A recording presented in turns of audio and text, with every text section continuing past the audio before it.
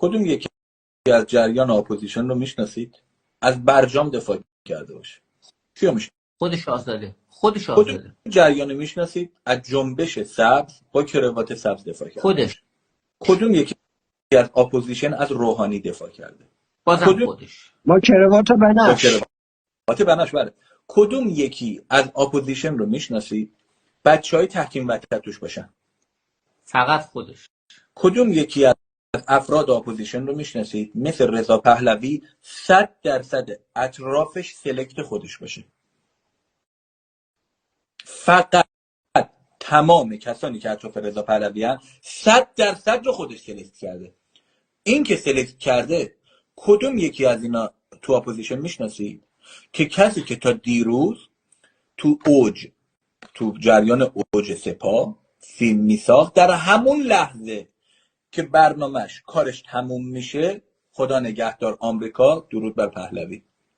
کدوم یکی از اپوزیشن رو میشناسید کسی که من میدونم شاید شما مخالف باشید کسی که در جمهوری اسلامی کاندید میشه برای جریان فوتبال با جمهوری اسلامی همکاری میکنه با همتی میشینه با احمدی نژاد میشینه ماچ و بوسه با رئیسی قربون روحانی هم میره بغل پهلوی علی کریمی اگه بغل پهلوی نمیشه است با چی میتونستید بشوریدش؟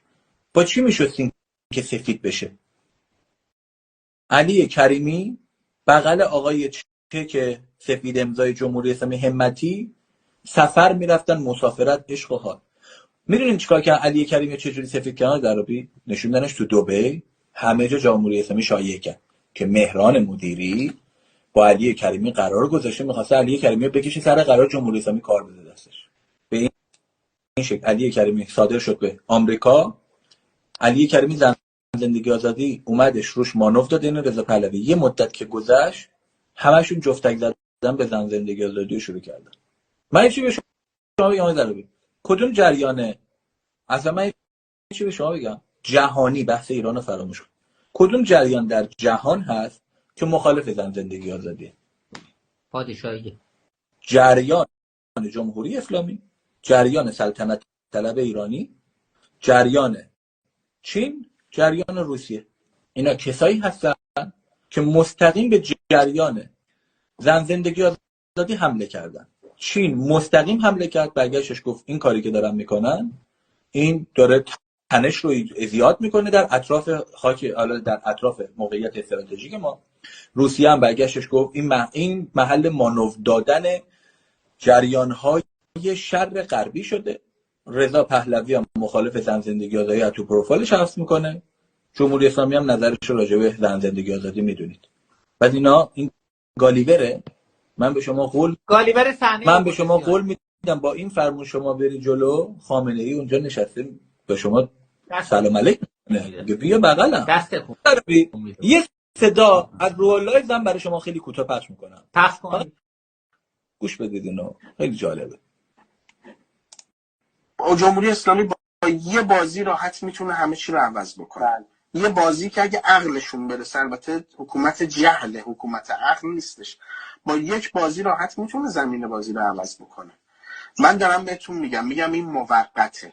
اگر جریانات سیاسی خارج از کشور خط خودشون رو با فحاشان، با بسیجیان کرواتی، با شاه اللهی ها، با سایبری هایی که به اسم اینها میان به افراد فحاشی میکنن جدا نکنه، این وضعیت پایدار نیست و برمیگرده به سمت اصلاحات. دقت کردین آقای درابی چقدر جریان مردمی از جریان انقلاب ناامید کردن؟ دقت این چقدر زیاد شدن؟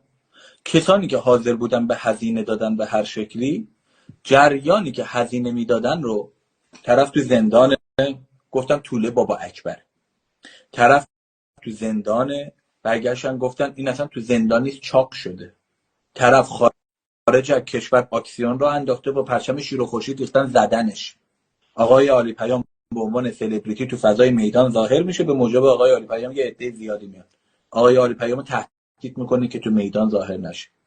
خود شما رو تو مراسم اکسیون میزنن، منو تهدید میکنن و این سیر ادامه داره تا حدی که وسط جریان انقلاب مردم دارن کشته میشن، نیروی اینها میگه اصلا به خامنه ای فوش ندید، هیچی ترجمه نمیکنه، فقط به چپ فوش بدید. همون گروه میاد میگه عشق کیه، وفا کیه، به شرافتم. اگر من داخل ایران بودم و نیکا دختر عمه مادرم بود اصلا تا این حد، این جریان رو میدیدم کلا رابطه‌مو با اپوزیشن قیچی میکردم. فکر کنید نیکا رو کشتن، اپوزیشن در اروپا عشق کیه، وفا کیه، یاسمین پهلویه. به چه موجبی؟ به این موجب که فقط زن این آقاست. آیا یاسمین پهلوی با مردم پرچم جمهوری اسلامی رو استوری کرده؟ آیا با مردم داد زده مردم ما رو بیرون کردن، به غذا خوردن ما چی کاره؟ به خانم ویکتوریا آزاد ما دوست داریم استیک بزنیم، مردم گشنن به ما چی؟ با مردم جریان آبان 98 3 روز مردم رو سلاخی کردن، روز سوم رضا پهلوی عکس جفتگیری سنجاب استوری کرد. سنجاب رفت و عکس برداری میکرد. رهبر گالیور ما روز سوم در جریان آبان 98 از جفتگیری سنجاب روز سوم داشت فیلم برداری میکرد. گالیور شما نگاه کنید. ببخشید من پرحرفی کردم. خواهش